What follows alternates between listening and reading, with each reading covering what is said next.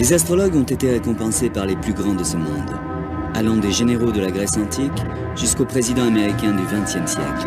Et de grandes décisions qui font date sont toujours prises selon la position des étoiles. Mais est-ce que le mouvement des planètes influe réellement sur les événements terrestres? Comment les astrologues peuvent-ils interpréter la configuration du ciel et prédire les événements tels que le mariage, la guerre? Notre futur est-il inscrit dans les étoiles?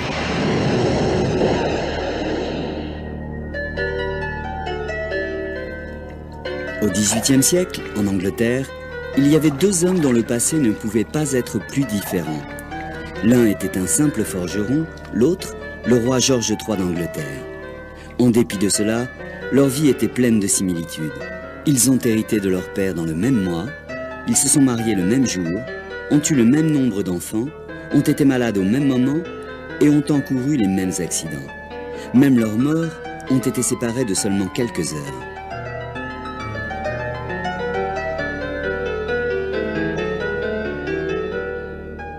Ils n'étaient pas parents de sang, mais ils étaient des jumeaux astrologiques nés virtuellement au même moment, seulement séparés de quelques kilomètres.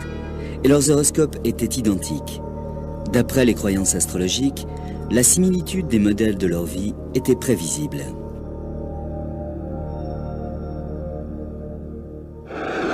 L'astrologie, d'une certaine manière, est familière à tout le monde. Des millions de personnes lisent quotidiennement leurs horoscopes dans les médias, et même le plus sceptique d'entre nous connaît son signe astral. Ce que l'on ne réalise pas forcément lorsque l'on recherche son horoscope dans les journaux est que nous sommes les bénéficiaires de la plus ancienne entreprise intellectuelle de l'histoire de l'humanité.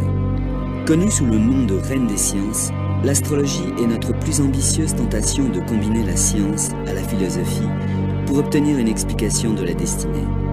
L'astrologie est aussi vieille que les premiers écrits de l'histoire. Cela débuta il y a 5000 ans, lorsque les gens commencèrent à observer et à noter le mouvement des étoiles dans le ciel. Intrigués par leurs observations, ils imaginèrent une relation entre les mouvements dans le ciel et la vie des humains sur Terre. Depuis, les astrologues ont conservé cette connexion entre les planètes et le peuple, mais ne se sont jamais mis d'accord sur le comment et le pourquoi. L'astrologie a traversé le temps. Elle est aussi populaire qu'auparavant et existe n'importe où dans le monde. L'historien Nick Campion de l'université de Cambridge a effectué une étude académique sur l'influence de l'astrologie. L'astrologie, en fait, est infiniment flexible. On ne peut pas nier le fait que c'est l'un des outils les plus précis pour décrire les caractères et pour prédire le futur. Robert Curray est un astrologue important qui attire chaque année des milliers de personnes dans son magasin.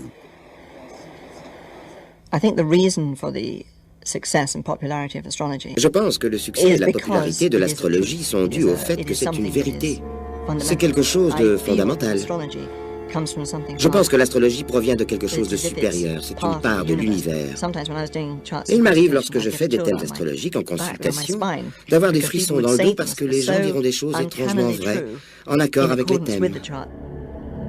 Pour la plupart des gens, lire un horoscope est un acte bref, une prédiction impersonnelle dans un journal ou à la télévision. Shelley Van Stunkel est consultante astrologue et écrit des horoscopes dans des journaux anglais et américains. Ces articles sont faits pour donner à chacun d'entre nous une chance de penser à la journée à venir. C'est un peu comme une page météo pour une part spécifique du pays. Mais ces horoscopes se basent sur les signes du zodiaque, appelés aussi les signes du soleil. Zodiaque est le nom donné à une constellation dans le ciel, à travers laquelle le soleil, la lune et les planètes passent. Les Romains ont comparé le mouvement des planètes en toile de fond à une course de chariot. Le soleil, la lune et les planètes sont le chariot, et les constellations sont la piste de course.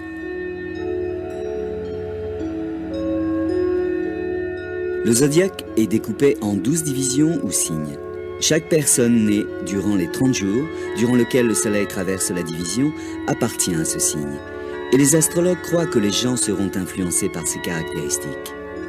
Les prévisions du soleil sont très générales. Néanmoins, les horoscopes dans les journaux connaissent un large suivi. Erin Sullivan, écrivain et formatrice en astrologie, a aussi rempli quelques colonnes dans des quotidiens. Les signes du soleil dans les journaux intéressent des millions de personnes, et c'est souvent pourquoi les gens les achètent. Certaines personnes qui rédigent ces colonnes ont un terrible succès, ils sont très forts. Ils ont un vocabulaire excellent, ils sont capables de très bien modeler le symbolisme. Vous en trouverez qui sont vraiment très bons et d'autres qui sont absolument ridicules. Un véritable horoscope est bien plus qu'une simple description du signe du soleil. C'est un thème astrologique décrivant les influences astrologiques propres à chaque individu. Le graphique est projeté par un astrologue et est appelé un thème natal. Ceci est un plan des positions des planètes à votre naissance.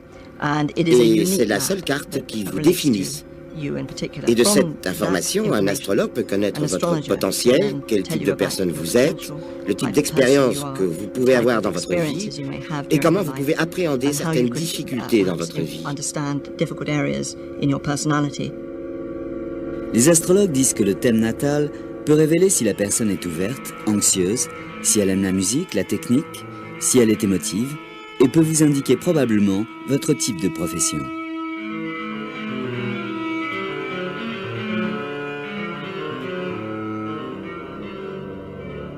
Ce thème est une image du ciel au moment exact de votre naissance. Les motifs dans les cieux peuvent changer en moins de 4 minutes. Donc personne, à part ceux qui sont nés au même moment, ne peuvent prétendre avoir le même horoscope. On suppose que des jumeaux astrologiques comme le roi George III et le forgeron doivent avoir le même type de vie, comme des vrais jumeaux, nés à quelques minutes cruciales d'intervalle. Peu de personnes connaissent l'heure exacte de leur naissance, mais ceci n'empêche pas d'avoir un horoscope. Habituellement, les astrologues projettent un thème sur la date de naissance. Mais il y a une étape plus longue, appelée rectification, qui permet aux astrologues de travailler à reculons depuis les événements de votre vie jusqu'à l'heure probable de votre naissance. Quiconque connaît sa date de naissance peut se rendre chez un astrologue et faire son horoscope. Ce n'est pas plus différent que d'aller voir n'importe quel consultant, mis à part que vous devez fournir votre date de naissance, le lieu et l'heure. Normalement, avant même le rendez-vous, l'astrologue aura calculé un thème, un horoscope. Le thème natal peut être dressé pour n'importe quoi ayant une date de naissance. Une ville, tout type de structure peut avoir un thème astral. Le mur de Berlin, par exemple, construit en août 1960, avait un horoscope qui prédisait une période d'instabilité et de changement pour novembre 1989, la date historique de la chute du mur de Berlin. Nick Campion a même dressé des thèmes pour des pays. On prend des moments politiques importants ou particuliers pour chaque pays. Pour un pays donné, ça va être la Révolution, pour un autre, un couronnement. Alors pour les États-Unis d'Amérique, on a pris le 4 juillet 1776, qui est la date de la déclaration d'indépendance. Les graphiques pour les lieux, pour les groupes ou pour les pays se nomment l'astrologie du monde. C'est la forme la plus ancienne de l'astrologie et la plus utilisée par les plus grands chefs d'État de l'histoire. Ces horoscopes montrent les moments propices pour débuter d'importantes entreprises, que ce soit pour des discours ou pour déclarer la guerre. L'astrologue Joanne Quigley utilisa l'astrologie du monde pour choisir le meilleur moment pour Ronald Reagan afin d'inaugurer son second mandat de président des États-Unis d'Amérique. Elle choisit 11h57 le matin à travers le thème pour Washington, D.C. C'est un thème spectaculaire. Le soleil est sous le signe du Verseau, qui est le signe de Ronald Reagan. Et Jupiter, la planète de la croissance, de l'expansion et de l'opportunité, était proche de la Lune, ce qui signifie popularité. Il ne pouvait y avoir de meilleure indication pour le succès d'un gouvernement. Le rôle de Quigley dans la Maison-Blanche fut très secret, mais des choix politiques très importants en Inde et en Malaisie sont toujours faits par des lectures astrologiques en public. Un horoscope est basé sur une carte du ciel. C'est une carte extrêmement détaillée et les astrologues sont reconnaissants d'utiliser la technologie des ordinateurs, ce qui évite un lourd travail de dessin. Henry Weingarten est un astrologue financier qui génère des milliers de thèmes chaque année. Le rôle des ordinateurs a remplacé le travail de nombreux étudiants, et cela depuis de nombreuses années. Ils calculent les procédures à votre place, mais l'analyse reste faite par un professionnel. La carte devient parlante lorsque l'astrologue commence à la lire. L'astrologie demande de la technique, demande de grandes connaissances des influences planétaires. Les clés de la réussite sont la pratique et l'expérience.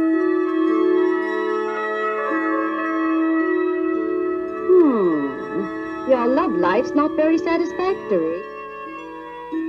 Les astrologues ne prétendent pas qu'un horoscope prédit totalement le futur. Ils disent que les étoiles ne sont pas catégoriques. Elles expriment une tendance. Donc, aucun horoscope ne va déclarer que tel accident va survenir, seulement qu'à un certain moment, un accident est possible.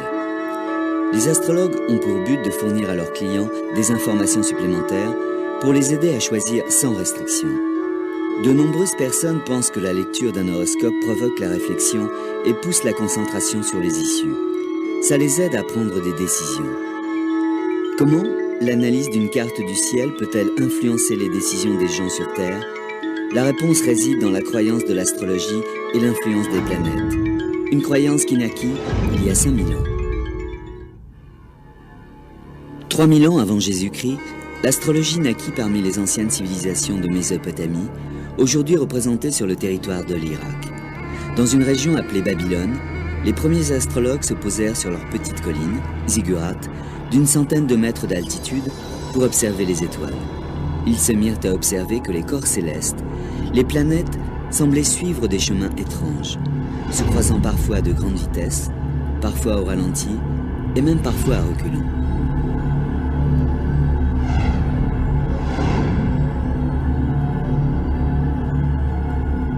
Les scientifiques d'aujourd'hui, avec leurs énormes télescopes et leurs sondes spatiales, n'ont fait que confirmer ce que ces anciens ont observé. Que les planètes ont des orbites régulières, qu'elles évoluent sur leur trajectoire, en luminosité et en vitesse. Les Babyloniens ont même observé des correspondances entre ces phénomènes et des événements sur Terre. La philosophie mésopotamienne croyait que le monde entier était vivant. Et par cela, elle signifiait l'univers, la Terre, comme les étoiles. Cette philosophie se perpétua à travers la Grèce classique, Rome, et enfin en Europe, durant la Renaissance.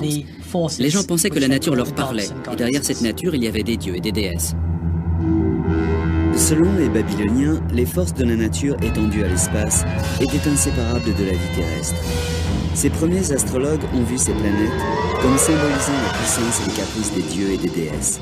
Chacune des planètes ressemblait en apparence, et d'après ses mouvements, aux caractéristiques de son dieu d'appartenance. Les Grecs et les Romains, après les Babyloniens, ont cru que ces planètes, toutes différentes, influençaient la vie sur Terre, et que plus une planète fut proche de la Terre, d'après son orbite, plus les gens sur Terre subissaient son influence.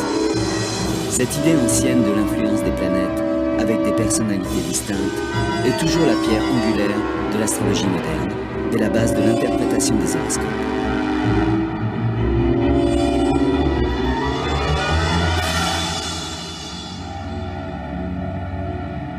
La fonction principale d'un horoscope est d'enregistrer la position des planètes pour évaluer leur influence.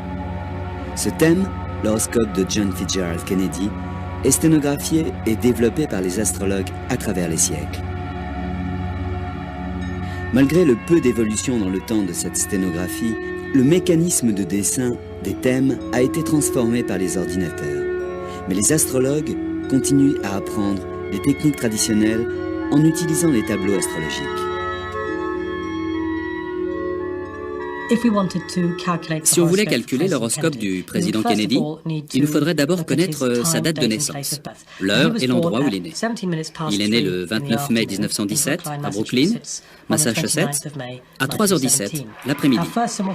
La première étape est de calculer l'heure au niveau du méridien de Greenwich. La raison est plutôt simple, toutes les planètes sont calculées à partir de l'heure GMT. Maintenant, nous pouvons utiliser le tableau des maisons pour ajuster et alors observer son signe ascendant qui est Balance. Le signe ascendant est le signe montant dans l'horizon Est, à votre naissance. D'après les traditions astrologiques, le signe montant ou ascendant est aussi important pour définir votre horoscope et votre caractère que l'est le signe du Soleil. Pour le thème du président Kennedy, son signe montant est la Balance. On le note attentivement à gauche et on remplit le reste des signes du zodiaque autour du cercle jusqu'au signe de la Vierge.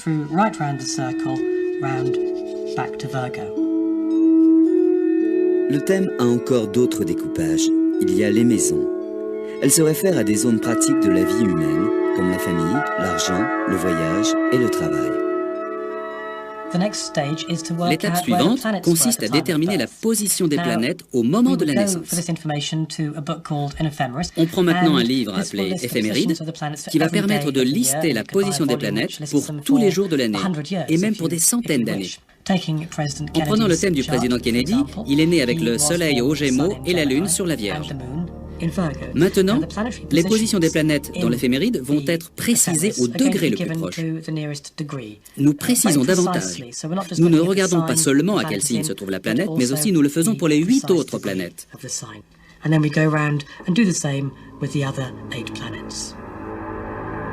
Une fois les planètes enregistrées sur la carte, on peut commencer l'interprétation. L'astrologue doit connaître les influences identifiées pour chaque planète. Pour le thème de Kennedy, les planètes les plus significatives sont Jupiter, la planète des dirigeants et du succès, Mercure, la planète de l'esprit et de la communication, Mars, la planète de la guerre, Vénus, la planète de l'amour, et Pluton, la planète de la mort et de la foi.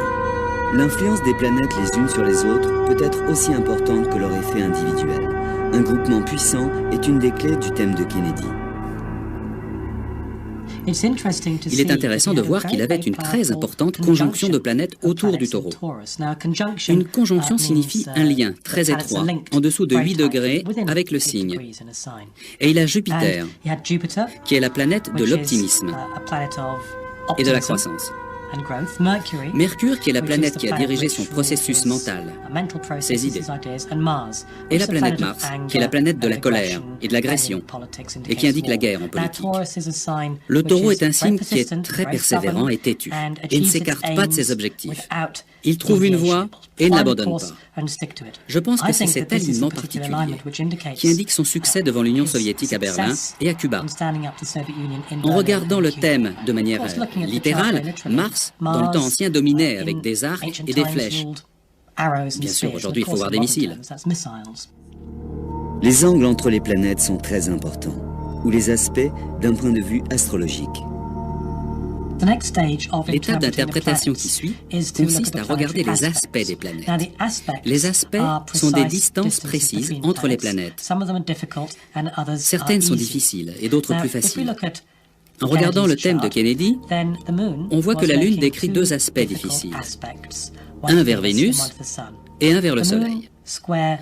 Entre la Lune et Vénus, cela est très difficile émotionnellement. Et ça peut représenter la profonde attirance qu'il a eue pour Jackie d'une part comme femme et mère de ses enfants, et son désir d'avoir des relations avec d'autres femmes.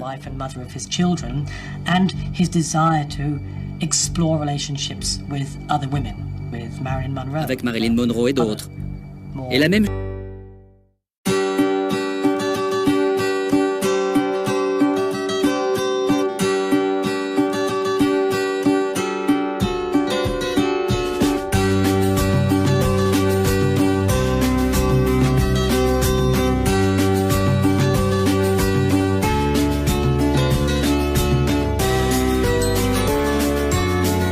chose se serait passée entre la Lune et le Soleil, ce qui représente le divorce ou une cassure dans le mariage.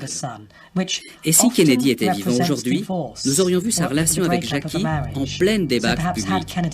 Comme nous le savons, c'était déjà le cas, mais en privé. Si nous regardons Pluton, à travers le thème de Kennedy, alors dans la mythologie ancienne, Pluton était le maître du monde souterrain. Dans l'astrologie moderne, c'est une planète qui représente la fin, en l'occurrence la fin de la vie.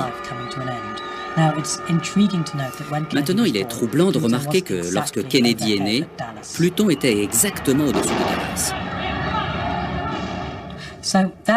Voilà comment calculer et interpréter un thème.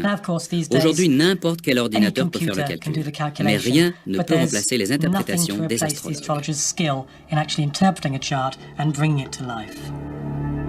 Les astrologues modernes aident souvent leurs clients dans leur vie personnelle. Prédire des événements a toujours fait partie de l'astrologie. Les astrologues les plus réputés ont prédit de grands événements, même le début de nouvelles époques. Il y a à peu près 2000 ans, un petit groupe d'astrologues perses ont observé un événement inhabituel dans les cieux. Ils ont découvert que cela avait été prédit par le philosophe astrologue Zoroaster et qu'il annonçait la naissance d'un nouveau roi. Les astrologues se sont mis en quête, cherchant l'heure et le lieu de naissance de ce nouveau roi, observé par les astres. Mais lorsqu'ils sont arrivés à destination, ils ont trouvé seulement un bébé dans une étable. Les astrologues étaient les rois mages et le bébé était Jésus. L'astronome, le docteur Percy Seymour, a étudié le ciel dans la configuration de la naissance du Christ pour y découvrir ce qui a conduit les rois mages à leur conclusion historique. Il trouva une rare association entre la planète Jupiter, traditionnellement associée au roi, et Saturne, qui fait référence au peuple juif. Ces deux planètes ont en fait effectué une espèce de danse dans le ciel et se sont réunies 3 fois dans une seule année. On appelle ça une triple conjonction. Mais il y a quelque chose encore plus significatif. Cela vient de la constellation des poissons, car le signe du poisson est associé avec la zone de Bethléem. Une triple conjonction du poisson ne se produit qu'une fois tous les 900 ans. Et je pense qu'ils se sont dit que ce devait être un roi d'origine juive qui devait naître à Bethléem. Donc, ils sont partis à la recherche de ce roi. Ils ont même peut-être utilisé les recensements à l'époque pour trouver quel enfant était né au bon moment. Et ils ont dû dire à la mère qu'il était né pour devenir le roi des Juifs. Lorsqu'un enfant devait naître dans une lignée royale, une personne était plus anxieuse que le père. C'était l'astrologue de la cour. Au palais de Macédoine, 356 avant Jésus-Christ, la cour attendait le nouvel enfant du roi Philippe II et Olympias, la femme de Philippe, était sur le point d'accoucher. L'astrologue supplia Olympias d'essayer de retarder le plus possible la naissance. Et si elle le faisait, son enfant allait avoir un horoscope extraordinaire et allait devenir un des plus importants chefs d'État du monde. Olympias arriva à faire ce que l'astrologue lui demanda, et son fils naquit en plein dans son horoscope. Olympias venait de donner la vie à Alexandre le Grand.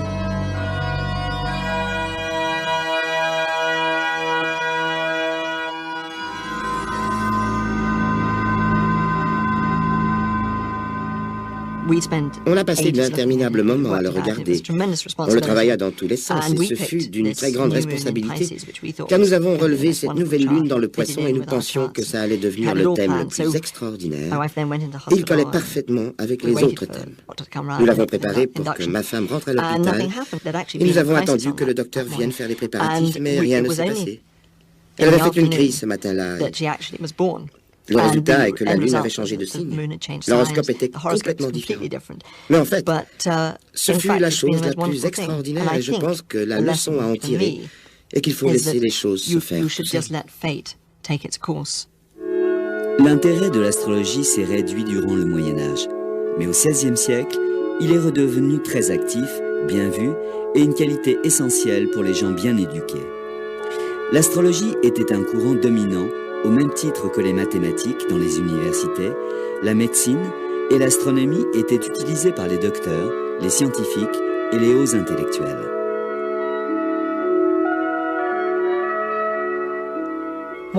L'un des astrologues les plus connus de toute l'histoire de l'astrologie était John Dee, qui était l'astrologue privé de la reine Élisabeth Ier d'Angleterre.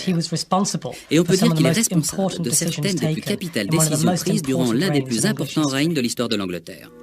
Le travail de Dee a aussi consisté à être un espion pour Élisabeth. Mais l'astrologie, et non la politique étrangère, était le fer de lance de sa fonction auprès de la reine.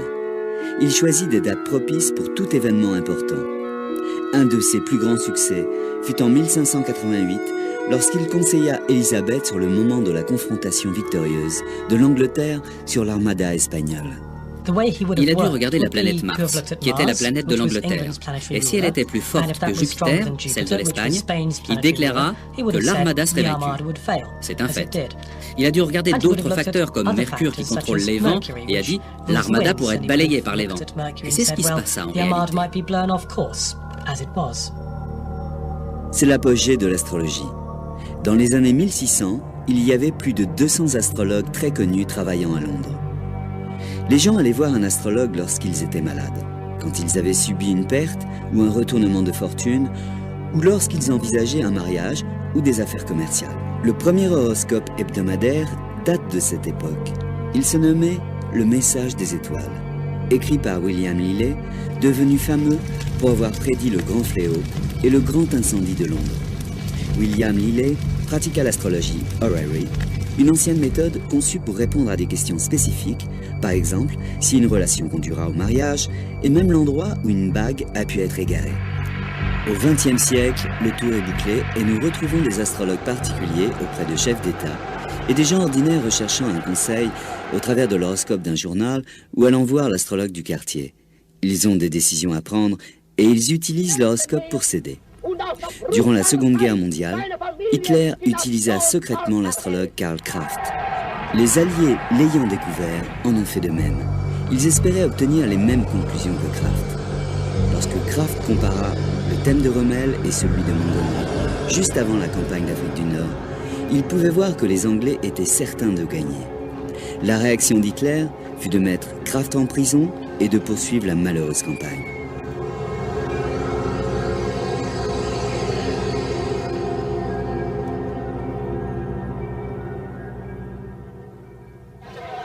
Le président Ronald Reagan était plus enclin de suivre les conseils de son astrologue Joanne Quigley. Son premier succès fut de prédire l'attentat sur la vie de Reagan. Après cela, elle fut impliquée dans toutes les décisions majeures et mineures de la présidence.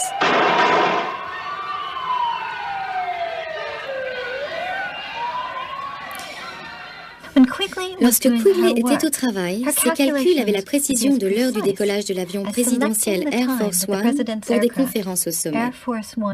Et le message allait et venait de Quigley au bureau du président sans cesse jusqu'à l'obtention exacte de l'heure du décollage de l'avion pour tel ou tel rendez-vous au sommet. Et il s'exécutait.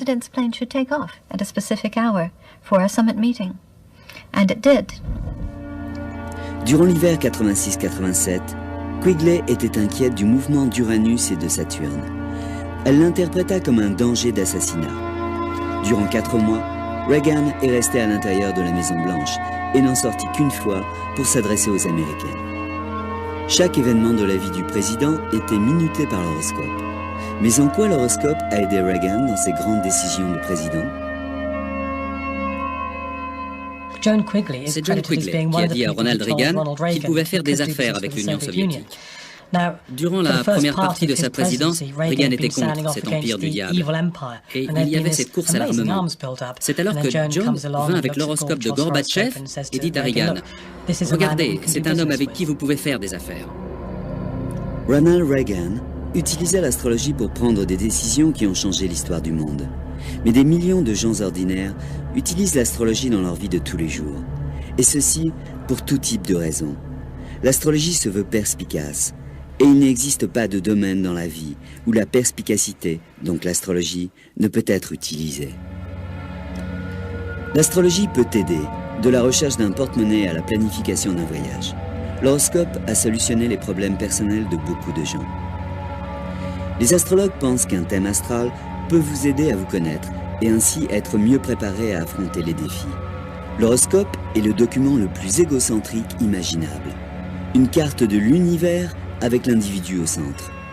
Pour de nombreuses personnes, ce thème permet de révéler le passé, le présent et le futur. Diana a utilisé l'astrologie assez souvent, et autant que l'on puisse dire, avec succès. Elle est née avec le soleil au cancer, qui représente l'attention, la compassion, le côté émotionnel de son caractère, mais aussi son côté timide et réservé. Les astrologues expliquent mieux la personnalité de la princesse Diana à travers son thème astral. Son thème est l'image de son enfance, et la lune opposée à Uranus indique une enfance tumultueuse. En effet, sa mère est partie soudainement alors qu'elle était encore une enfant, et elle héritait d'une belle-mère pas tout à fait aimée très peu de temps après. Cette position de la Lune sur Uranus dans son thème explique sa tendance à réagir soudainement, attitude qu'elle avait encore adulte.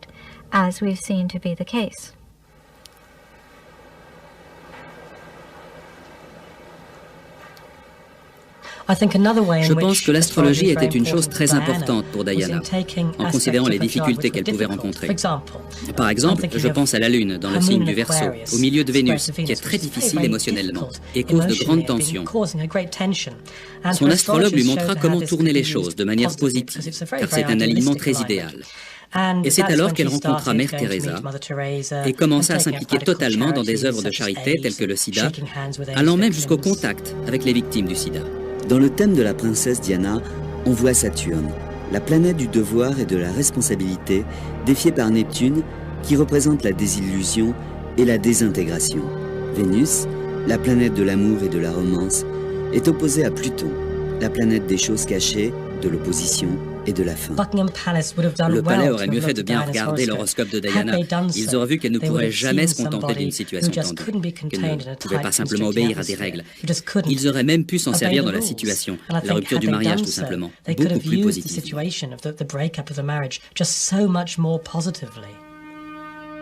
Mais est-ce qu'une comparaison des horoscopes de la princesse et du prince aurait pu éviter le désastre du mariage? Peu d'astrologues pensent qu'il est possible de prédire le bonheur de deux personnes, mais tous pensent que cela aurait pu annoncer les problèmes. Le thème du prince Charles montre Vénus à côté de Neptune, qui indique une idéalisation de la femme, en particulier sa mère. Un aperçu du thème de la princesse Margaret montre un dénouement malheureux dans les relations amoureuses. Il montre Vénus attendant l'amour, opposée à Saturne, la planète des devoirs, laissant prévoir la crise durant laquelle elle abandonna l'amour de sa vie, un divorcé pour éviter un scandale. L'astrologie est souvent utilisée pour le mariage. C'est une des raisons les plus fréquentes pour laquelle on consulte. Les questions se concentrent souvent sur les chances de succès des relations entre deux personnes. Des astrologues, comme Eugénie Dizerio de New York, se sont spécialisés dans cette branche.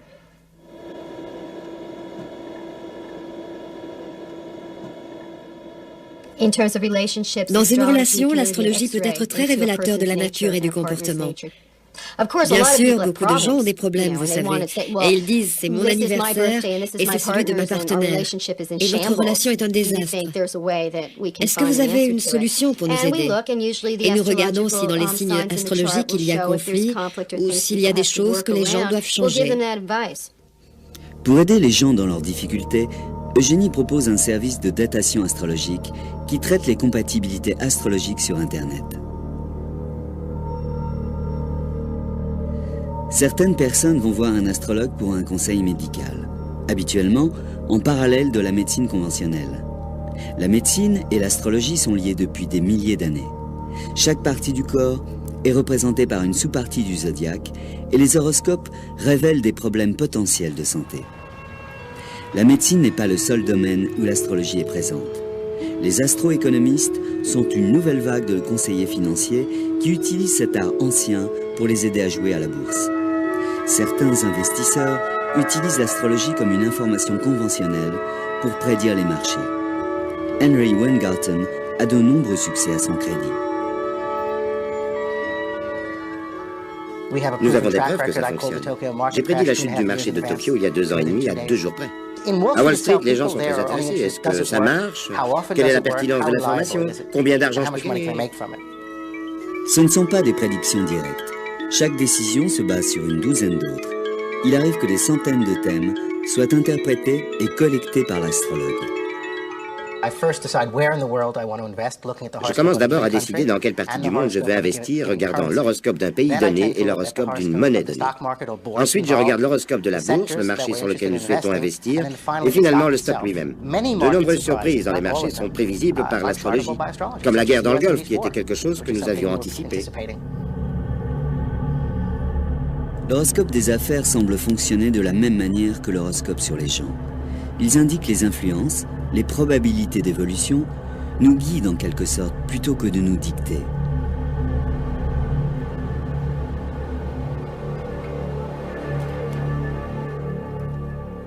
Il n'y a pas de doute sur l'efficacité de l'astrologie. Pour ceux qui l'utilisent dans ce sens, les autres sont moins convaincus. Les scientifiques ont du mal à croire en un système qui n'a pas d'explication à proposer. Mais les astrologues ont un autre moyen à offrir pour convaincre. L'évidence statistique.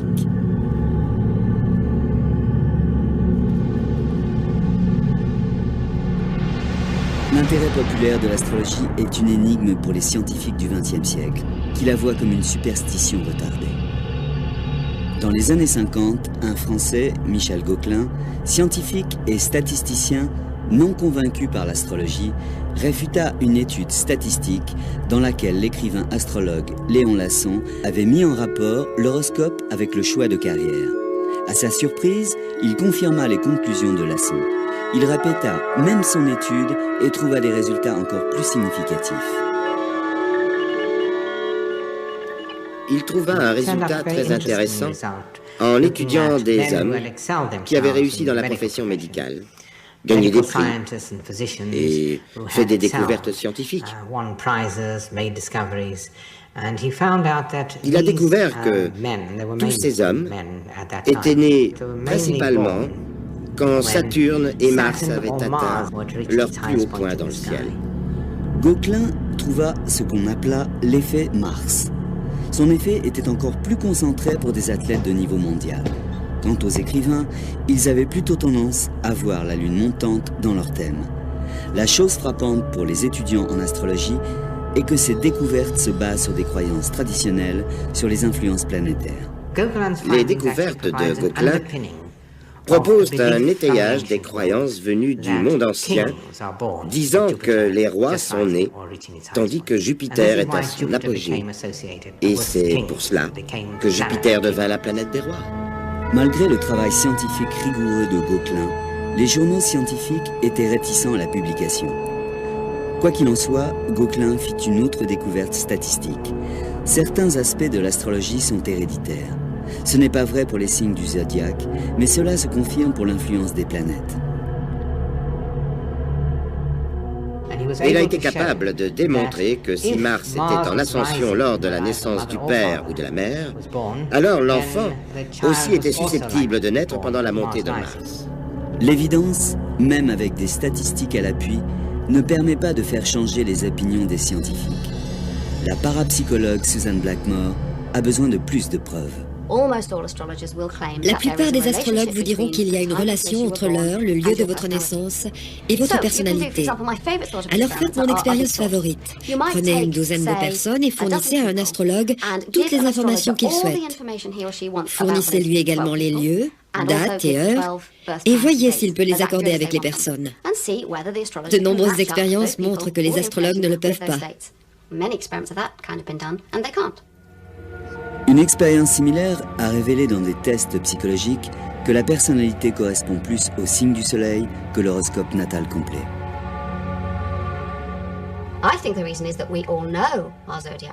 La raison est que nous connaissons tous notre signe zodiacal. En d'autres termes, les personnes expérimentées s'identifient dans ce qu'ils pensent être leur signe.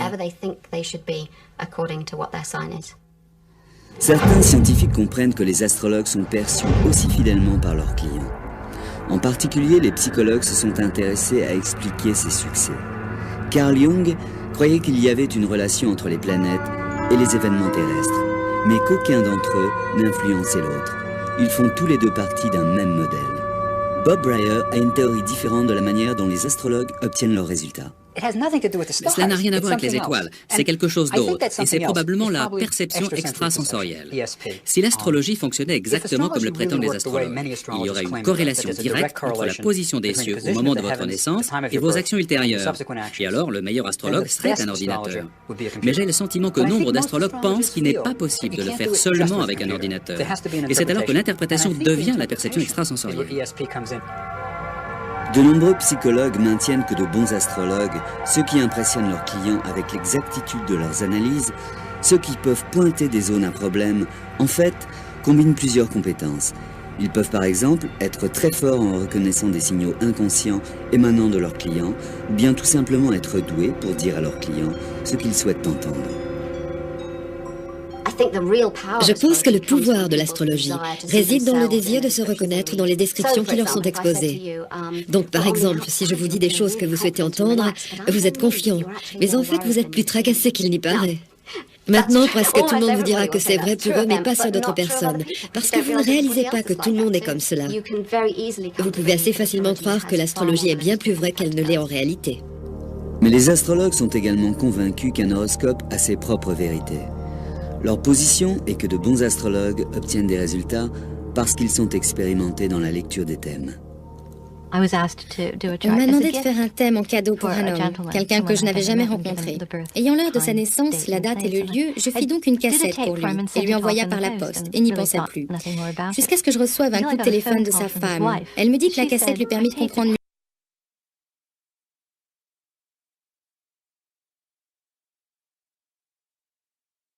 mieux son époux qu'elle ne l'avait pu jusqu'alors. Percy Seymour est l'un des rares scientifiques à développer la théorie avec des évidences sur le sujet. Il a cherché à expliquer Gobelin, démontrant une relation entre la position des planètes et la vie des individus. La théorie de Seymour est qu'il existe un magnétisme entre les planètes et les sens humains. Le mécanisme n'est pas très clair, mais nous savons déjà que le Soleil et la Lune influent sur la Terre. La pleine Lune, par exemple, a longtemps été associée à des changements dans le comportement humain. Et les phases lunaires sont précisément liées à la marée montante et descendante. Les animaux sont capables de répondre aux effets de la Lune.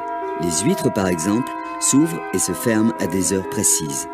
On a pensé que c'était une explication liée au phénomène des marées. Mais les biologistes ont découvert que même dans des bassins clos, les huîtres continuaient leur rythme lunaire d'ouverture et de fermeture. Lorsque les huîtres sont transportées plusieurs milliers de kilomètres de la côte, elles modifient leur rythme au rythme lunaire de leur nouveau domicile. D'une façon comme d'une autre, dans leur bassin coupé de lumière, elles peuvent détecter et répondre aux phases de la Lune. L'activité sur la surface du Soleil influe directement sur notre atmosphère. Les éruptions solaires, tempêtes magnétiques du Soleil, ne font qu'accroître les interférences radio et perturbent le comportement humain. Les accidents de la route se multiplient jusqu'à 4 fois lors de ces turbulences. Les scientifiques admettent que les animaux et les humains peuvent détecter des signaux de voisins proches et puissants comme le Soleil et la Lune. Mais, et concernant les planètes qui sont nettement plus éloignées de la Terre, Percy Seymour a une théorie pour l'influence des planètes. Nous savons tous que le Soleil et la Lune ont des influences sur la Terre. Comment les planètes peuvent entrer dans ce scénario? Comment peuvent-elles jouer un rôle alors qu'elles sont si éloignées de nous? Et leur éloignement provoque sur nous une si petite influence. Je pense que c'est là que le Soleil intervient. Le Soleil peut influencer les faibles forces des planètes et ces infimes forces peuvent être amplifiées par le champ magnétique du Soleil, de sorte que le Soleil peut perturber sous forme de violents orages, par exemple. Ceci affecte le champ magnétique de la Terre et puisque ce champ magnétique terrestre influe sur une grande variété d'organismes, il peut également influencer l'espèce humaine. L'idée de Seymour est que le système nerveux humain et animal réagit comme des capteurs pour détecter les vibrations du champ terrestre. Une symphonie complexe, orchestrée par le système solaire, constamment en mouvement. Les premiers signaux sont gravés dans notre système nerveux encore vierge, avant même que l'on vienne au monde. Je pense que durant les 9 mois de grossesse, lorsque le fœtus est toujours dans l'utérus, il développe un système de capteurs aériens, qui est le système nerveux, qui assimile les tons, les mélodies, des musiques magnétiques provenant du système solaire. À la naissance, la majeure partie des informations lui viendra de ses 5 sens. Mais il se peut que dans sa vie à venir, l'individu enregistre les thèmes et les mélodies de la symphonie qu'il entendait lorsqu'il était dans l'utérus, et il sera prédisposé à réagir d'une certaine manière. Le débat continue, mais tandis que les scientifiques discutent, les astrologues sont encore plus populaires que durant les 3 derniers siècles. Nous ne savons toujours pas encore s'il existe des bases scientifiques pour l'astrologie, mais durant des siècles, le même message a émergé encore et encore. Les planètes font partie du même système solaire que la Terre, et d'une façon comme d'une autre, leur influence est ressentie dans la vie des humains. Pour les milliers d'astrologues qui aident leurs clients à se concentrer sur leur vie et leurs problèmes, les étoiles ont plus qu'une charitable présence dans la nuit. Elles sont les gardiennes de nos forces et de nos faiblesses, de nos désirs, de nos ambitions.